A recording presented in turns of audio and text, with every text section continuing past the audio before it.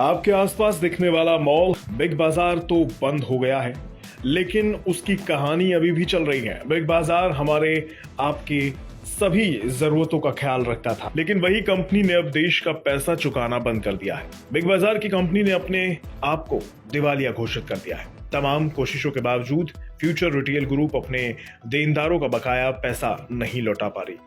आइए आपको बिग बाजार की पूरी कहानी से रूबरू करवाते हैं और बताते हैं कि उस पर कितने देनदारों का कर्ज है। फ्यूचर रिटेल ग्रुप की कंपनी बिग बाजार पर 33 देनदारों का कर्ज है। देश के तमाम प्राइवेट और सरकारी बैंकों का पैसा बिग बाजार में फंसा पड़ा है। ये हजारों करोड़ रुपए किसी बैंक की संपत्ति नहीं होती, बल्कि ये देश का पैसा होता है। अब आप भी जान लीजिए, बिग बाजार पर अलग अलग क्रेडिटर्स के करीब 21,000 करोड़ रुपए की देनदारी है। इस पूरी देनदारी की लिस्ट में क्रेडिटर्स देश ही नहीं बल्कि विदेश के भी हैं।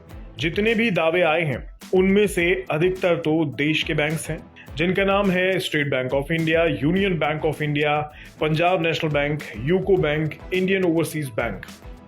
इसके साथ साथ अमेरिका की बैंक ऑफ न्यूयॉर्क मेलन का भी नाम इसमें शामिल है। अब आपको फ्यूचर रिटेल पर कितने दावे हैं और उनकी क्या स्थिति है उससे भी रूबरू करवाते हैं। फ्यूचर रिटेल के क्रेडिटर्स से टोटल 21,057 करोड़ रुपए के दावे मिलते हैं। इनमें से कईयों का वेरिफिकेशन करना भी जरूरी होता है कि कौन सच बोल रहा है और कौन झूठ।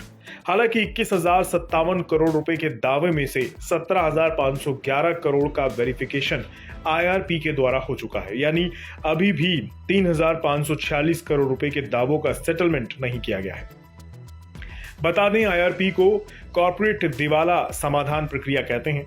इसमें कोई कॉर्पोरेट देनदार लेनदारों की बकाया राशि के भुगतान में चूक जाता है तो वित्तीय लेनदारों के पास दिवाला समाधान प्रक्रिया शुरू करने की शक्ति होती है। ये पूरी प्रक्रिया कई चरणों में की जाती है।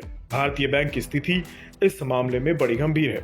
21,057 करोड़ रुपए में से 12,755 करोड़ रुपए सिर्फ State Bank of India, Union Bank of India और Punjab National Bank, UCO Bank और इंडियन ओवरसीज बैंक है। यानी कुल देनदारी में से भारतीय बैंकों की हिस्सेदारी 60% है। वहीं बैंक ऑफ न्यूयॉर्क मेलन का दावा भी कुछ कम नहीं है। अमेरिकी बैंक ने 4,669 करोड़ का देनदारी का दावा पेश किया है, जिसमें से 4,109 करोड़ का वेरिफिकेशन हो गया है। देश के निजी बैंक भी भर भर के इन कंपनियों को पैसा देकर अब पछता रहे हैं। प्राइवेट बैंकों में एक्सिस बैंक का 464 करोड़ रुपए, इंडसइंड बैंक का 357 करोड़ रुपए, IDFC फर्स्ट बैंक का 220 करोड़ रुपए और यस बैंक का 148 करोड़ रुपए का दावा है। इसमें बता दें, फ्यूचर ग्रुप की शुरुआत 2007 में किशोर ब्यानी ने की थी। इस पर 28,921 करोड़ का कर्ज है। इससे पहले ये भारतीय रिटेल के नाम से जानी जाती थी। अब चूंकि ये पूरी प्रक्रिया कई चरणों से गुजरती है, तो आप भी जान लीजिए, इन पूरे दावों का सत्यापन होने के बाद IRP लेनदारों की समिति का गठन करेगा। फिर कंपनी की पूरी संपत्ति के लिए बोली लगाई जाएगी। जो सबसे ज्यादा बोली लगाएगा उसके नाम वो संपत्ति ट्रांसफर हो जाएगी।